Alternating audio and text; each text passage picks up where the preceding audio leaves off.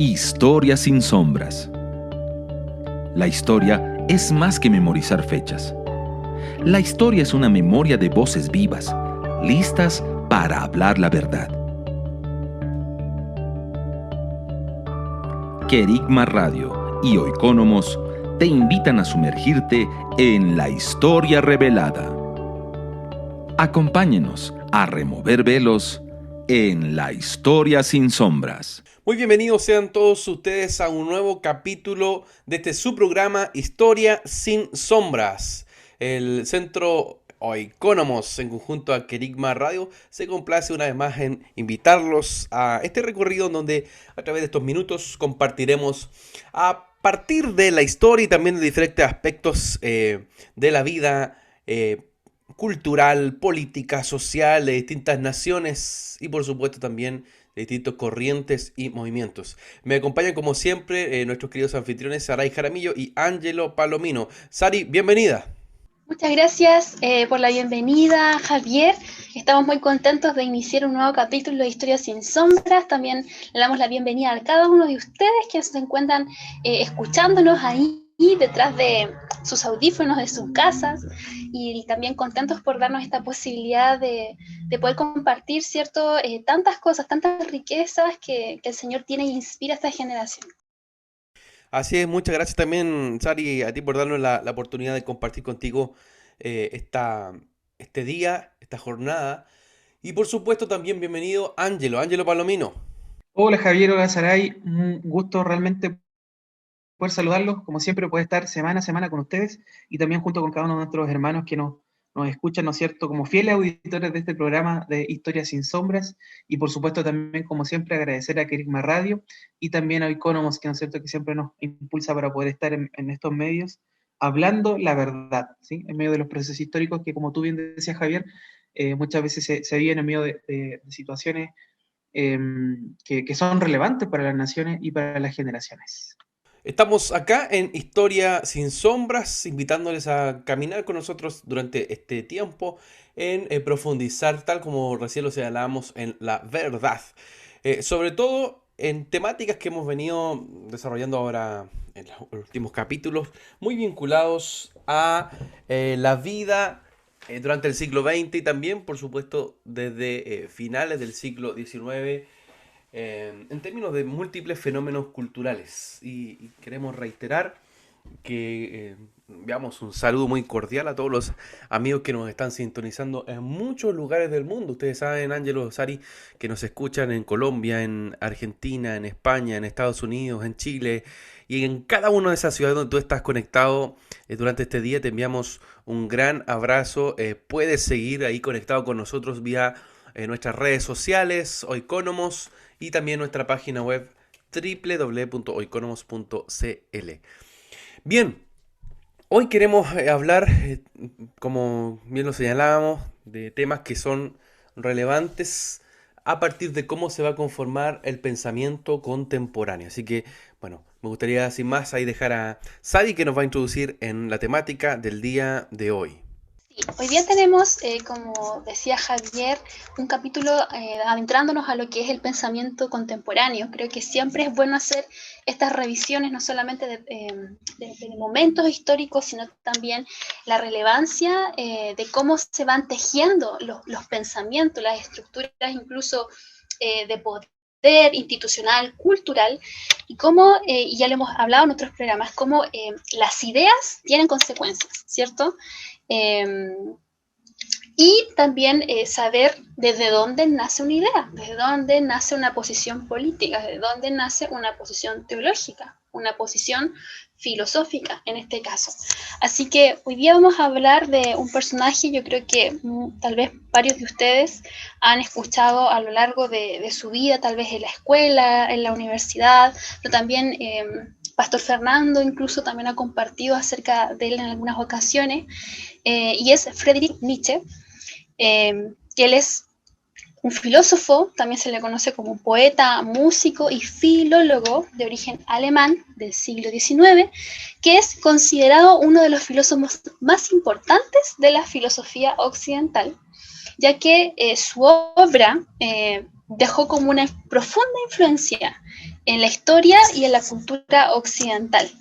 Él abordó diferentes temáticas, ya tanto por su profundo interés en el arte, la música, ¿cierto? Pero también en la filología, en la historia, también fue muy controversial en los ámbitos de la religión. Se lanzó unas frases tan profundas que calaron en el corazón de una generación.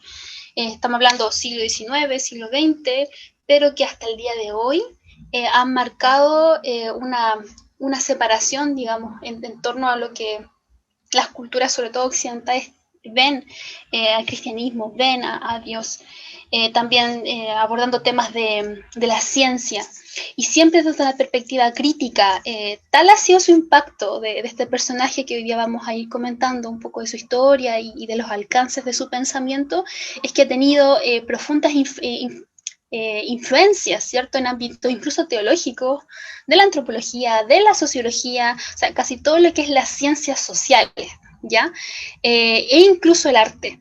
Entonces, realmente ha sido uno, digamos, como uno de los fundamentos, no sé si lamentable o no, lo vamos a discutir a lo largo de este programa, pero sí él ha puesto fundamentos bien sólidos, bien profundos, digamos, en la mente de las generaciones. Creemos que es importante poder develar, traer luz sobre esto en este programa, que sabemos que es más que un programa, también es una voz de profética, también es una voz de autoridad a la cultura. Así que vamos a hablar de un poco de Friedrich Nietzsche, su pensamiento, sus ideas, y también que como hijos de Dios, como generación, como cristianos, hijos de la luz, podemos confrontar en relación a sus postulados. Así es, así es. Estamos acá en Historia sin Sombra conversando acerca de múltiples temáticas que son bastante relevantes para ti y para, como dice también el apóstol Pablo, examinar, ¿cierto? Examinar, y en este caso, lo que es de alguna manera inspirado por corrientes de oscuridad también, poder sacarlo a luz, ¿ah? Sacarlo a luz. Y es muy importante que nosotros podamos tener estas consideraciones de qué es lo que hoy día el hombre es y piensa. Y en este sentido, tal como nos estaba introduciendo Sarai, vemos que Friedrich Nietzsche es un personaje absolutamente relevante para entender la generación actual y qué es lo que piensa. ¿Por qué? Porque lo que está modelando la mente y el corazón de una generación no son sencillamente cuestiones vinculadas a la técnica, es decir, solo al hecho de poder, por ejemplo, estar relacionado a la tecnología o en su tiempo cómo se consideraba las aproximaciones y los métodos para recibir una enseñanza, ¿cierto? Me refiero a que, por ejemplo, hace 40 años atrás era muy común la forma en cómo se iba a través de la literatura, a través de la escritura, formando un pensamiento. Hoy día lo hacen los medios tecnológicos, pero sencillamente esos son medios. Lo que está de alguna manera haciendo esa sustancia que le da sentido y propósito son las ideas. Y esas ideas nacen y tienen un trasfondo absolutamente espiritual, porque las ideas son inspiración. ¿Sí? Es decir, para que existiera un parque de diversión como Disneylandia, por señalar un ejemplo, bueno, Walt Disney tuvo una forma de cómo entender una idea y desde ahí diseñarla. Y así cualquier otro arquitecto o cualquier otro diseñador va respondiendo a una inspiración que más tarde se va a construir en la realidad. Bueno, lo mismo pasa en el campo del pensamiento, donde muchos están asociados a la filosofía, a la sociología, a la antropología, a diferentes disciplinas que van siendo estos artífices que tocan el corazón y la mente y que más tarde se van a ir reproduciendo en los colegios, en las escuelas, una idea como la evolución, por ejemplo, ¿cierto? Esa idea que sigue siendo una teoría llega a el campo científico y desde el campo científico va masificándose desde las universidades hasta los pedagogos, los profesores que tienen también una posibilidad de difundir en los lugares en este caso de las escuelas, y eso llega sobre los niños, y así en cada ramificación de la sociedad se va provocando un efecto de compartir, de impartir una idea. Entonces, como muchas veces lo hemos señalado y lo han hablado diferentes amigos, que las ideas tienen consecuencias, ¿sí? Algunas consecuencias más directas y más fuertes y más potentes sobre una persona, y otras quizás no tanto o son más indirectas, pero siempre las ideas van a tener algún tipo de repercusión. Y en este sentido, Friedrich Nietzsche va a ser un ideólogo, va a ser quien va a articular un sistema de interpretación de la realidad, un sistema filosófico, un sistema de pensamiento, que va a sacar a Dios del centro, no solo del saber, sino que también del centro de la vida del hombre. Nietzsche nace en 1844 en un pequeño pueblo cerca de Leipzig, en Sajonia, en la antigua Prusia, ¿sí? Podemos decir que hoy día eso es considerado en el territorio alemán, ¿cierto? Entonces Nietzsche nace en Alemania en una época muy interesante, ¿cierto? 1844 estaban cayendo los grandes imperios, estaba en procesos de revolución la propia Alemania, revoluciones republicanas para acabar, ¿cierto?, con los modelos de gobiernos monárquicos. Y es muy interesante porque Nietzsche nace, en este caso, de una familia cristiana, y no de cualquier familia cristiana, sino que Nietzsche es un hijo de pastor, ¿ya? Su padre era un pastor luterano, que falleció pocos meses antes de que Nietzsche cumpliera 5 años, ¿ya? Es muy interesante eso, porque según cuentan algunos cronistas, y dentro de eso también algunos gente que trabaja mucho en difusión desde una mirada cristiana, como por ejemplo Jeremiah Johnston, que escribió un libro que se llama Inimaginable, que él menciona y dice que Nietzsche tenía una relación tan cercana con su padre, que su pérdida fue un golpe fuerte al cual más adelante se va a referir en la vida. Su madre viuda comenzó a recibir entonces una pequeña pensión que le permitió a Nietzsche asistir a una escuela preparatoria prestigiosa, pero sin embargo fue bastante evidente el quiebre que se provoca en su infancia cuando él pierde a su padre, que era justamente un pastor, en este caso de tradición luterana. Sí.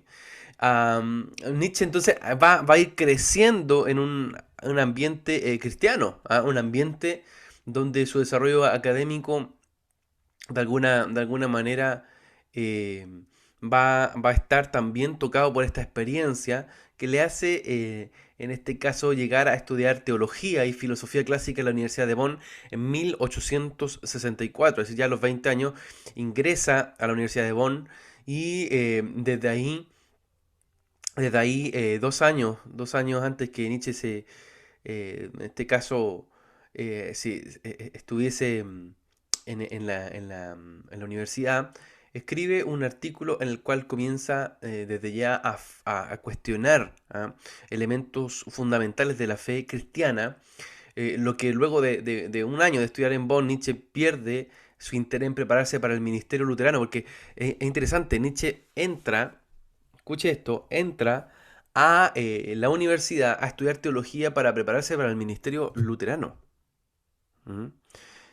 ¿De qué forma? Bueno, queriendo seguir los pasos de su padre. Pero sin embargo, eran tan fuertes las heridas internas, insisto, estas son lecturas que hacen algunos biógrafos, pero que muestran que éstas habrían prevalecido al momento de enfrentar sus estudios, cuestión que más tarde iba a significar el abandono de su fe.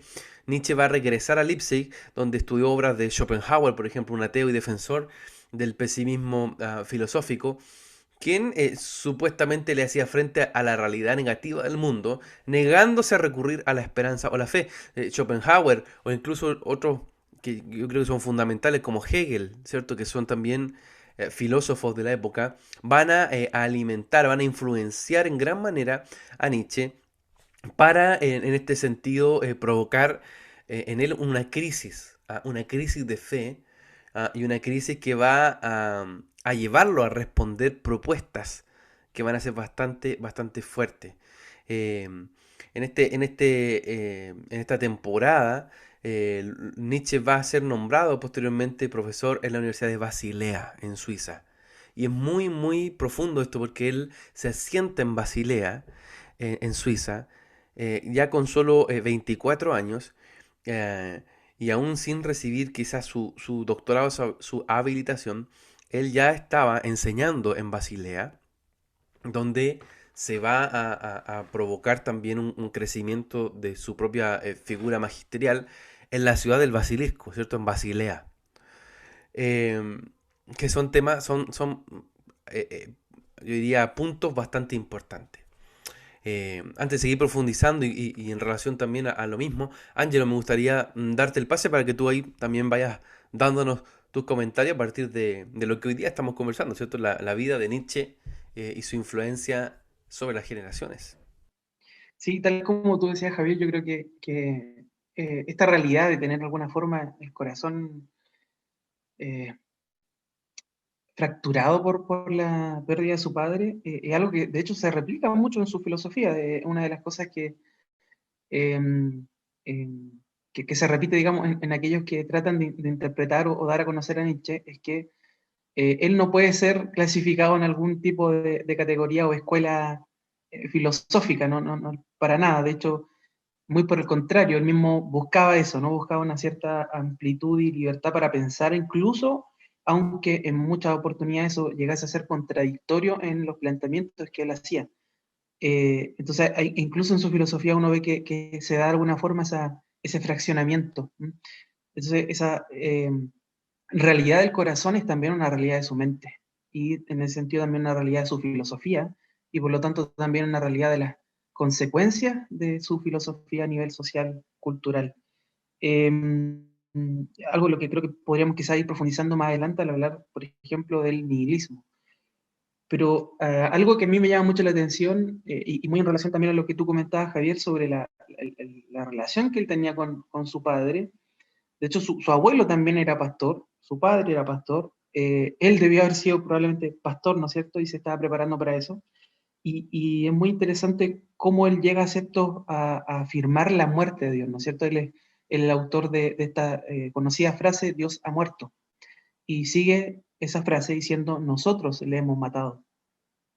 Eh, pero es interesante que en su niñez él fue descrito por su padre en una carta, en una conversación con un teólogo amigo de su padre. Él decía lo siguiente: él es un niño salvaje, dice su padre, que a veces solo puede ser controlado por su papá, ya que la vara nunca está lejos de él.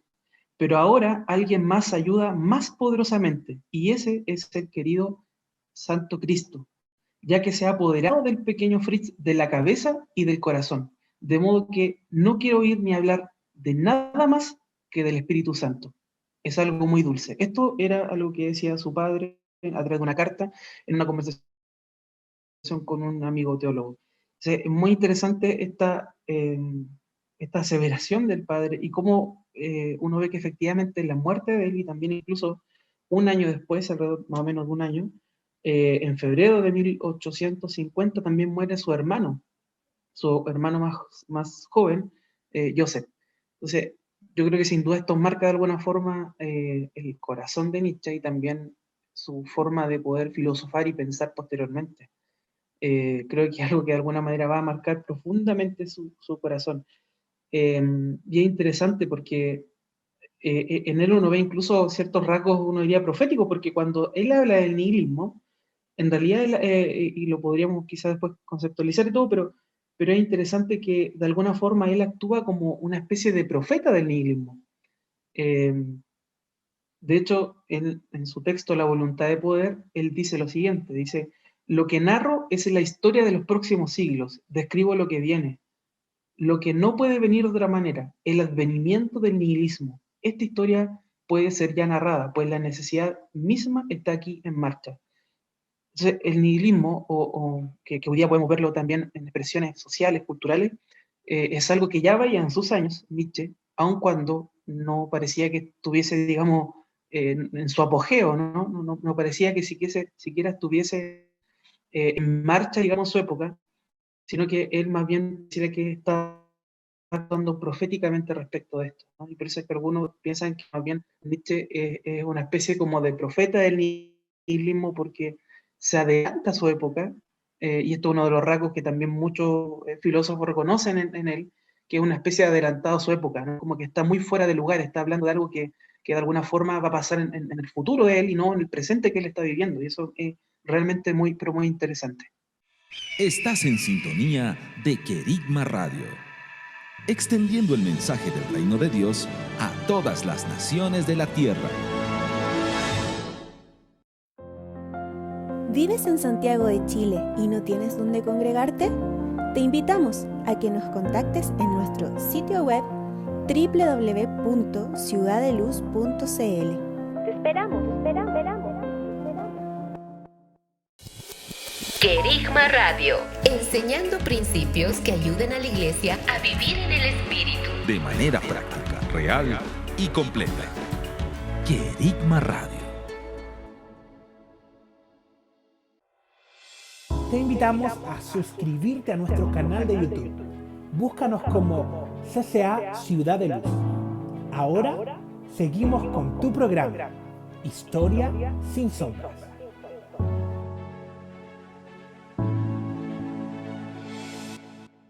Estamos en Historia sin Sombra conversando acerca de Friedrich Nietzsche como un profeta, en este caso de la posmodernidad, y por supuesto de este concepto, ¿cierto?, el nihilismo, que vamos a seguir explicando.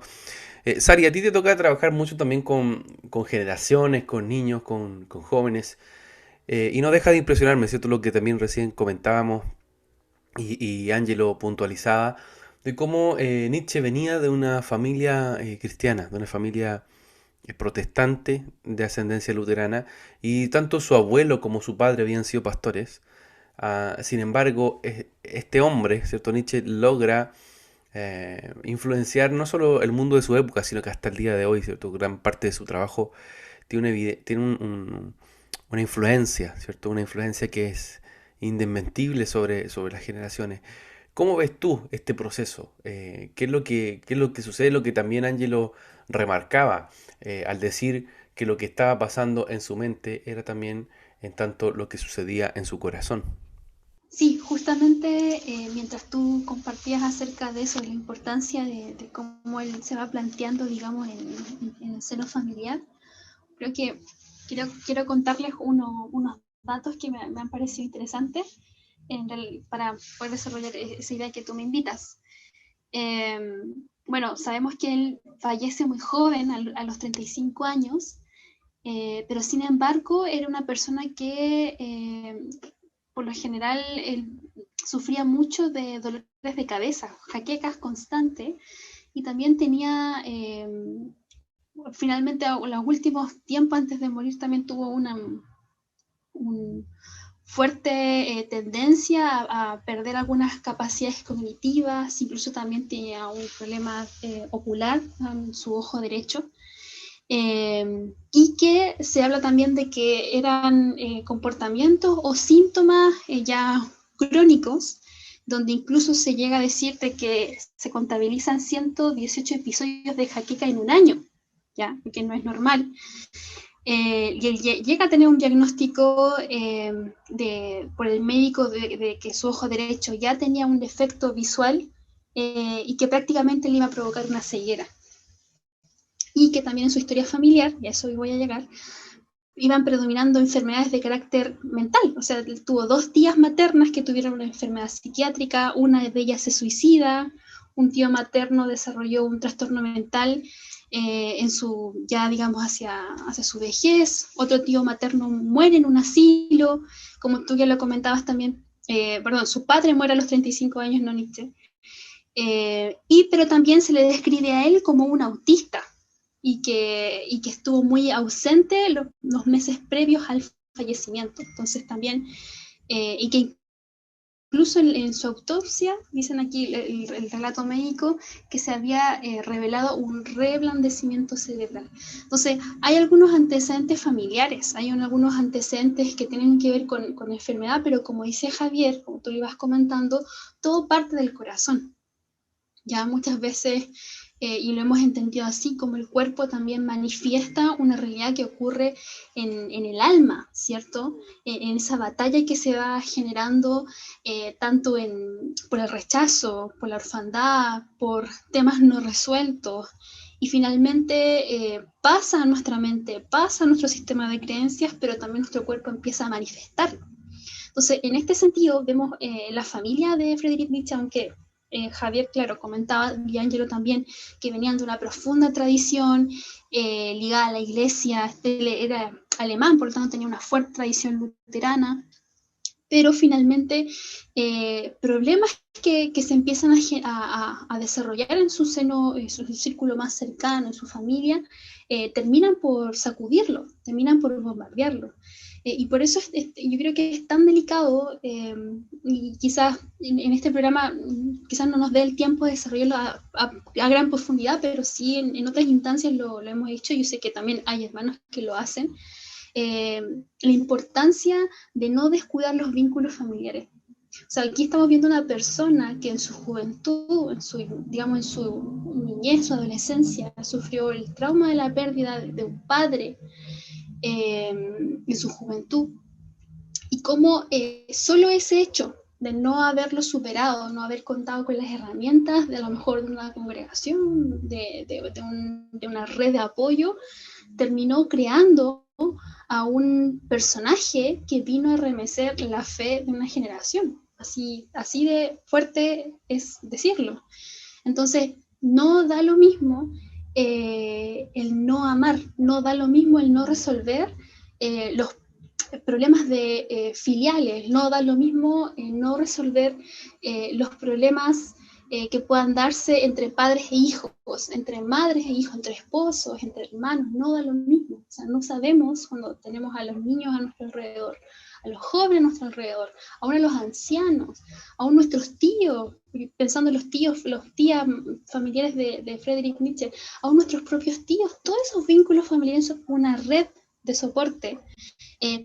No solo van a tener un impacto en el presente, sino que también van a nutrir el propósito por el que Dios nos ha creado. Sin duda, Dios había un diseño, o sea, no lo desconocemos, había un diseño poderoso en Friedrich Nietzsche para poder remecer, y él hubiese sido tremendo, un arma en las manos de Dios poderoso, con el nivel de autoridad, con esa fuerza, pero lamentablemente fracturas en su corazón y esa ceguera que se puede ver que termina teniendo en su ojo derecho, en el fondo había una ceguera en su espíritu, había una ceguera en su corazón. O sea, él algo no estaba viendo, faltaba luz, luz que no había llegado a su corazón, había oscuridad en su corazón.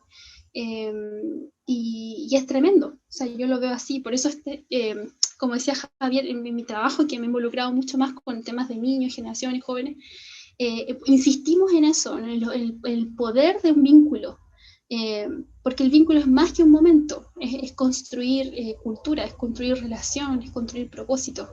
Así es, y estamos aquí en Historia Sin Sombra conversando acerca de la figura de Nietzsche. Y claro, tal como lo señalaba Saray, es tan relevante, es tan importante el cómo nosotros hacemos de alguna manera un traspaso sobre las generaciones. Porque no basta sencillamente con que alguien tenga un conocimiento acerca de Dios, sino que a pesar de lo que le tocó vivir a él, que fue una tragedia, ¿cierto? Que fue tan duro como lo que significó perder a su padre. Bueno, es tan relevante el papel que la iglesia también cumple en poder sanar a aquellos que han caminado en orfandad. Y sin lugar a duda también ha sido un aspecto tan importante que ha estado siendo parte de la recuperación del diseño de Dios para la iglesia. ¿Cuál? Poder sanar la orfandad, quitar la orfandad del corazón de las generaciones. Y en este sentido, bueno, es muy importante seguir profundizando, ¿cierto? En la vida de Nietzsche decíamos que él había estado en Basilea generando un ejercicio de docencia. Nietzsche sirvió incluso una guerra, estuvo en la guerra franco-prusiana entre el año 1870 y 1871 y bueno, sirvió como enfermero auxiliar. a pesar de que padeció múltiples enfermedades. Al regresar de la guerra, regresa también ahí a Basilea. Y en este caso Nietzsche se ve obligado a retirarse en 1878 debido a su salud en deterioro. Sin embargo, sorprendentemente durante la década de 1880 se va a mantener bastante productivo pese a su débil estado de salud, ¿ah? Y también a su creciente dependencia del opio. Eso no hay que dejarlo de lado, ¿ah? Gran parte de las cuestiones que de alguna manera están asociadas a, a las influencias que él va teniendo, eh, no son solo por de alguna manera pensar bien, por así mencionarlo, ¿cierto? El pensar bien me refiero a que tenga una mente lúcida, sino que también, según algunos autores, a que Nietzsche tuvo una dependencia al opio que significó también una cuestión más allá de lo meramente usual, sino que podría haber influido en sus construcciones, en este caso de los trabajos que él va a hacer. Y por supuesto, ¿cierto? Cuando una persona está expuesta, ¿cierto? Al consumo del opio, por supuesto que eso también va a traer consigo una influencia que más tarde va a trastocar su manera de entender, ¿cierto? Con los sentidos del espíritu. Es decir, se abren puertas para que se soplen, ¿ah? Se soplen diferentes cuestiones al alma, y por supuesto también a su entendimiento. Eh, bueno, ahí es parte de los que algunos llamaron los viajes psicoactivos de Nietzsche, ¿ah? Que estaban, como bien lo estoy señalando, muy conectados con esta capacidad del uso del opio, ah, generando esta cuestión. Y esto no es algo menor. ¿Por qué? Porque hay un autor que el día de hoy se lee mucho, que se llama Peter Hosted, que en su libro Noumenautics, ¿ah? Noumenautics, mejor dicho, dice que no puede entenderse el pensamiento de Nietzsche sin su experimentación con estas sustancias psicoactivas, ¿ah? Las cuales él mismo se prescribía, aparentemente usando de manera taimada su título de doctor, pero no cualquier doctor, sino doctor en filología, ¿ah? Eh, Eso es un dato no menor, ya que según este autor, las drogas fueron capitales para la filosofía de la desmesura, de la provocación de no solo de las costumbres, sino que también en cómo él estaba recibiendo alguna inspiración. En una carta amigo íntimo, Nietzsche da un atisbo de la influencia de las drogas, ¿ah? Yo lo leo tal cual lo menciona esta investigación, que dice: mis queridos Louis Rie, considérenme los dos como un semilunático con una cabeza inflamada que se ha alterado completamente por la larga soledad. A esto lo que me parece un sensible entendimiento de la naturaleza de las cosas. He llegado después de tomar una enorme dosis de opio, en mi desesperación, pero en lugar de perder la razón, me parece que he entrado en razón como resultado. ¿Mm? Bueno, y eso también lo reporta la hermana de Nietzsche, el uso de hidrato de cloral, el que se tomaba en 1882 altas dosis después de una influenza, pero que obviamente eso también involucraba estas cuestiones. De hecho, en este sentido, otra amiga de Nietzsche, Rosa von Schrienhofer, en 1884 visitó al filósofo y ella escribía, y se me contó cómo cuando cerraba los ojos veía una profusión de flores fantásticas entrelazándose y formando espirales, constantemente creciendo y cambiando de forma y color con exótica lujuria, brotando la una de la otra. Nunca logró descansar. Bueno, ahí hay elementos bastante interesantes, que de alguna manera pueden tener una influencia no menor, ¿ah? No menor sobre el mismo Nietzsche. Y ahora atendiendo más también profundamente lo que va a significar la construcción de su pensamiento, bueno, Nietzsche va a publicar en 1882 el famoso libro que se llama La Gaia Ciencia. ¿Mm? Y bueno, ahí se escribió por así señalarlo, el más importante o el más relevante frase por la cual se le conoce a Nietzsche, que es Dios ha muerto. ¿Mm? Y ahí de alguna más tarde se va a completar con otro ensayo que se va a llamar Así habló Zaratustra. ¿Ah? Cerca del final de su vida escribió también otras obras polémicas que atacaban al cristianismo o a los valores cristianos de forma directa o indirecta. Entre ellas, por ejemplo, Más allá del bien y del mal en 1886, La genealogía de la moral en 1887, El ocaso de los ídolos en 1888 y El anticristo en 1895. ¿Ya? Y bueno, desde ahí se va a provocar también en estas temáticas a diferentes temas, mejor dicho de forma quizás redundante, pero que va a tocar de alguna forma puntos que son medulares para cómo Occidente entiende a Dios, o se entiende, entre comillas, a sí misma, y termina, ¿cierto?, hablando de la muerte de Dios, del relativismo moral, incluso del racismo ario, de la venida de un superhombre, ¿no? O en este caso también de cómo va a tener, ¿cierto?, según algunos otros autores, una visión de la sociedad muy, muy, muy pesimista, donde no solo va a bastar que el hombre en sí tenga una visión, yo diría, un tanto sesgada eh, del propósito, ¿ah? Del propósito, o sea, no solo del propósito, sino de los diseños que Dios ha puesto sobre la humanidad. Entonces, Nietzsche va a influenciar incluso hasta más tarde en Hitler. ¿Ah? Va a lograr que sus ideas tengan una visión totalmente, yo diría, fuera de un marco cristiano. Y él lo hace atentando contra lo que él considera que es lo más fuerte en la fe cristiana, que es la compasión. ¿Mm? Su crítica, es decir, la crítica nietzscheana al cristianismo se enmarca en esa capacidad de llegar a decir que el cristianismo es la religión del resentimiento, pero también de la compasión. Y Nietzsche considera que la compasión es un afecto enfermizo, un instinto depresivo, débil y contagioso, es decir, de los débiles.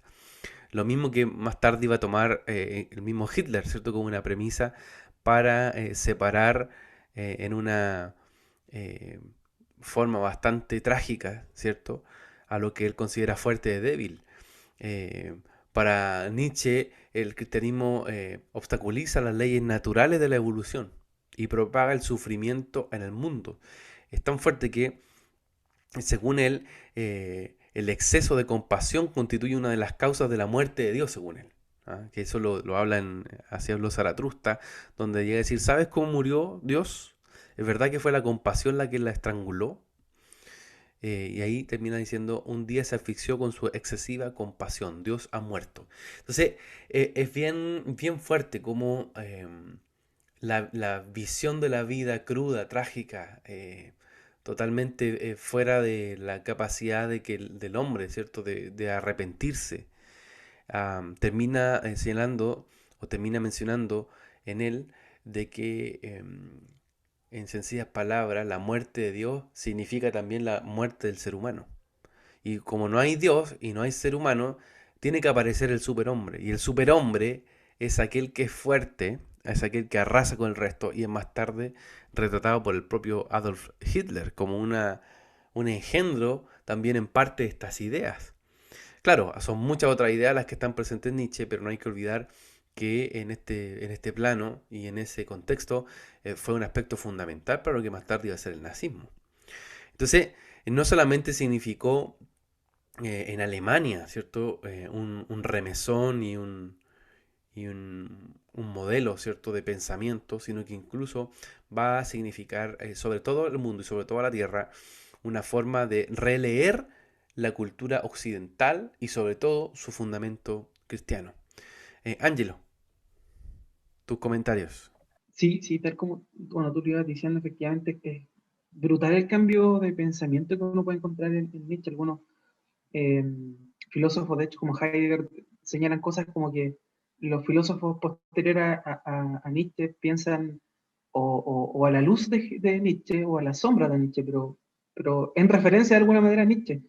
Eh, entonces es interesante cómo su voz, de alguna forma, la voz que desató, permeó la filosofía de no solo de su época, sino hasta el día de hoy. Y uno puede ver cómo las consecuencias también de sus ideas, porque creemos que las ideas tienen consecuencias, uno puede verla incluso en medio de una sociedad como la actual, que es posmoderna, ¿no? De hecho, se le considera a Nietzsche como el primer posmodernista que en parte, digamos, con este paradigma. Y si uno quisiera de alguna forma ahondar en esto, uno diría que no hay posmodernidad sin nihilismo, ¿no? O sin muerte de Dios. ¿Qué es nihilismo? Viene de la palabra nihil, que significa nada, y es algo así como una especie de nadificación, ¿no? Es, en el fondo, básicamente señalar el fin de los valores absolutos, el fin de los propósitos significativos, o el fin de significados relevantes. Cuando hay una sociedad nihilista, cuesta responder preguntas como el para qué de las cosas, o el por qué. No es tan fácil responder ese tipo de preguntas o ese tipo de cuestionamientos cuando se vive una sociedad nihilista. ¿Por qué? Bueno, porque en una sociedad que tiene a Cristo en su centro, o los hombres que tienen a Cristo en el corazón, eh, todo su sistema de creencias, de pensamiento, y todo lo que hacen en alguna forma, cobra sentido en relación a Dios. O para Nietzsche, de alguna forma, cobra sentido en relación a la idea de Dios, porque obviamente, como lo hemos ido relatando, Nietzsche se volvió ateo, ¿no es cierto? Y para él, finalmente, Dios era una idea, ¿no? Era una idea que el hombre había creado, ¿no? Entonces él tiene algunas frases, como por ejemplo el hecho de que él dice en un minuto que Dios está hecho a la imagen y semejanza del hombre, ¿no? Invirtiendo, ¿no es cierto?, ese famoso versículo que señala lo contrario, ¿no es cierto? Entonces él dice, el hombre fue quien creó a Dios a su imagen y semejanza. Entonces, para él Dios es una idea y la muerte de Dios es la muerte de esta idea central del mundo, sobre la cual se remitía toda decisión, legitimidad, sentido, pertenencia, identidad, valores de toda una sociedad o de toda una cosmovisión completa. Entonces, cuando de alguna forma se cae Dios, se desmorona todo aquello, ¿no? Y eso es lo que significa para él, para Nietzsche, nihilismo, ¿no? La muerte de Dios significa eso. Significa que se derrumba de alguna manera el edificio moral, la idea de lo trascendente, la idea de que hay ciertos valores fijos que deben ser respetados, de que hay ciertos principios de vida, de que hay un sentido y un propósito en la experiencia vital de las personas. Esa idea que es tan propia del cristianismo, de decir que los seres humanos tienen un propósito, de alguna forma esto es profundamente cuestionado por Nietzsche y la idea del nihilismo. Pero ojo, Nietzsche no solo critica al cristianismo o la religión, sino que también critica el racionalismo. Critica esta idea, ¿no es cierto?, del racionalismo porque piensa que de alguna manera el hombre busca conocimiento porque es débil, necesita de alguna forma controlar las cosas y para eso necesita conocer, investigar, perdón, y es por eso que de alguna forma el hombre es débil, necesita de alguna forma de la ciencia. Entonces también explica o critica, mejor dicho, el racionalismo. Para él, primero se utilizó los dioses para explicar aquello que el hombre no conocía, pero después se utilizó la ciencia. Entonces, para Nietzsche ambas cosas son criticables y critican en ese sentido también al racionalismo.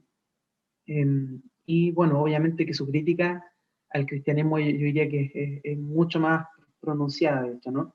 Tal como tú decías, Javier, él critica profundamente los dogmas morales del cristianismo, la idea de la paz, del amor fraterno, de la compasión, no es más que una filosofía para débiles, dice Nietzsche, que lo único que hace es tratar de frenar y debilitar a los fuertes.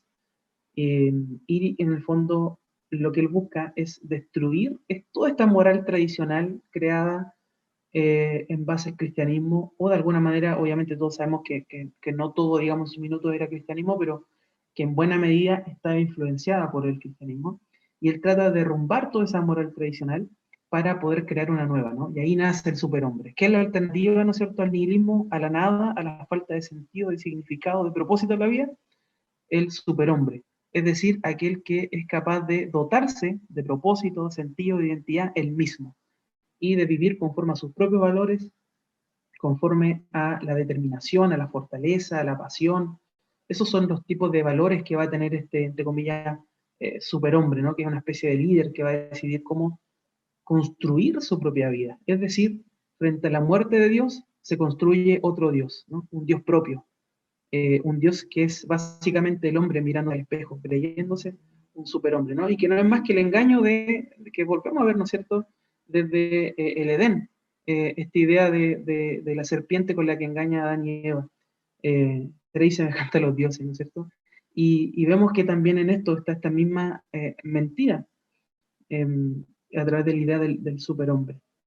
Entonces es muy interesante que en Nietzsche está en este tipo de ideas, este individuo que se autocrea, que se autoforja de sentido, de valores, de propósito.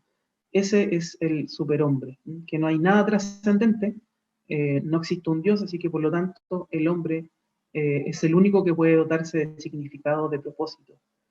Y realmente esto trae consecuencias que uno diría que son bastante fatales. De hecho, hay en la historia ejemplos de gente que ha sido profundamente nihilista y que se ha terminado suicidando, por ejemplo, como el escritor Ernest Hemingway.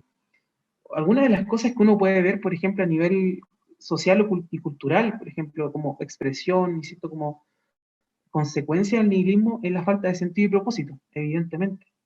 La idea de que el mundo empieza a ser percibido como desilusión, porque nada tiene valor, ¿no es cierto? Nada es muy valioso, no hay una escala de valores, hay duda, desorientación, insatisfacción con el mundo, hay duda respecto del valor del ser humano, ahí donde el cristianismo afirmaba el valor y la dignidad del ser humano, intrínseca, solo por el hecho de haber sido creado en imagen y semejanza de Dios. Bueno, eso se desmorona porque ¿qué valor puede tener un ser que no es creado de imagen y semejanza de Dios? No tiene un valor propio por sí mismo.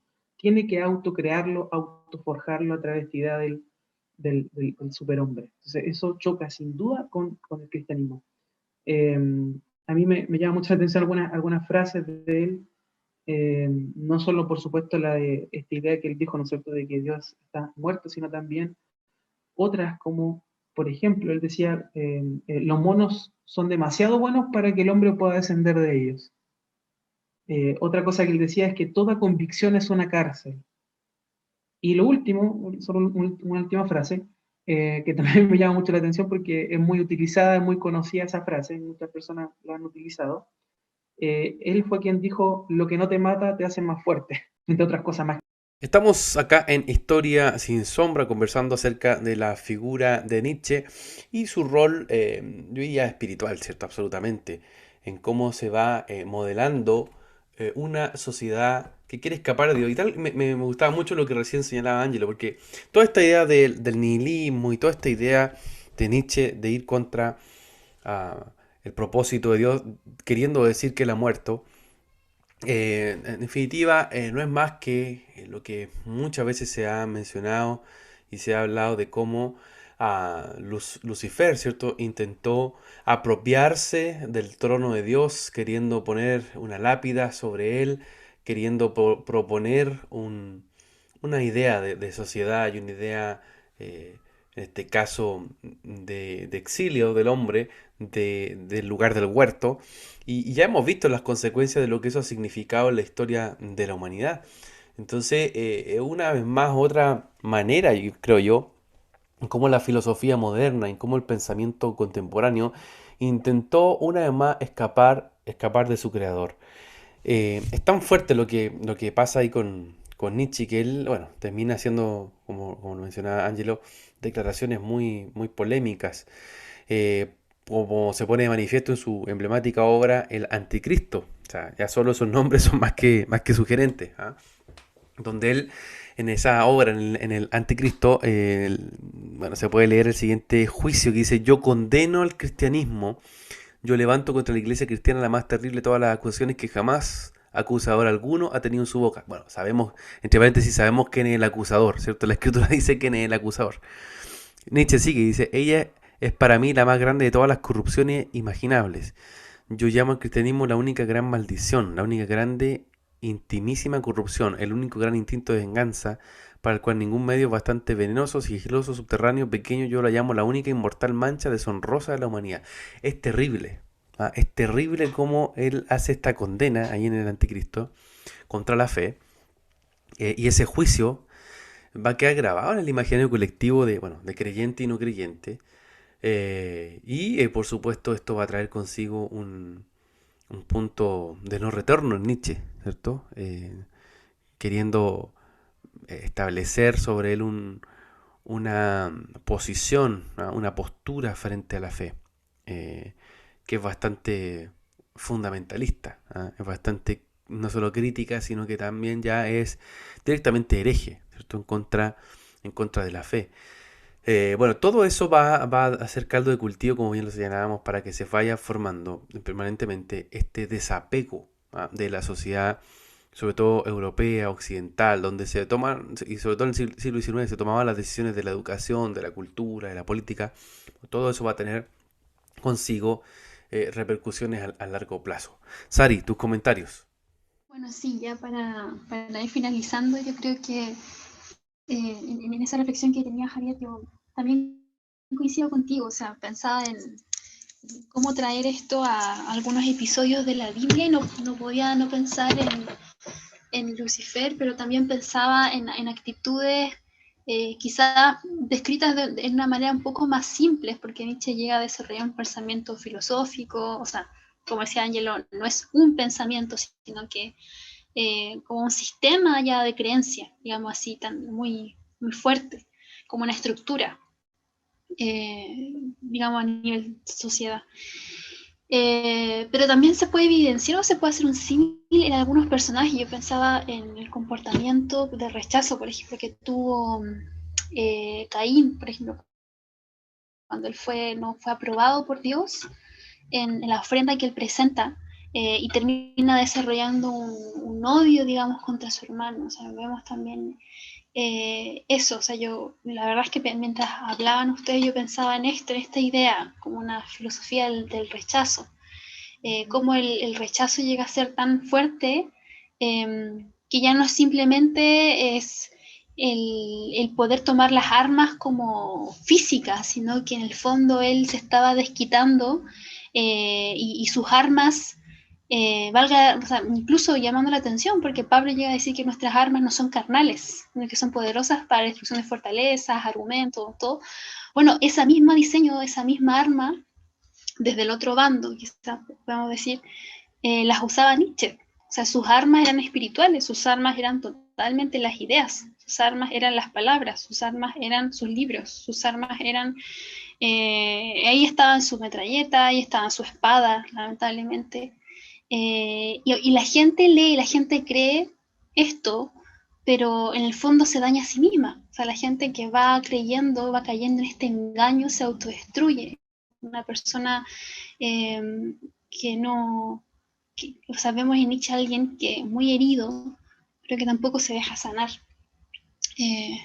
Entonces, la verdad es que es tremendo lo que produce. Yo veo el rechazo, el corazón huérfano, ¿ya? Porque también es un huérfano, o sea, una persona que perdió a su padre, y cómo esa herida cala tan profundo en él, pero por otro lado también su fuerza, su ímpetu por destruir el pensamiento cristiano, o sea, muy fuerte marcado, o sea, una tendencia muy específica hacia ese lado. Creo que también hay ideas también de religión, del espíritu de la religiosidad, que también lo puede haber dañado muy fuerte, al no mirar entre líneas, más allá de solamente un pensamiento judío, porque él criticó mucho también a los judíos, la estructura de clase sacerdotal, muchas cosas se fue como en picada así, muy fuerte, pero creo que le faltó esa lectura más profunda, o sea, la lectura del espíritu. Y entonces, Eso pasa por lo general cuando una persona está dañada, empieza a mirar la realidad, a juzgar la realidad a partir de su dolor.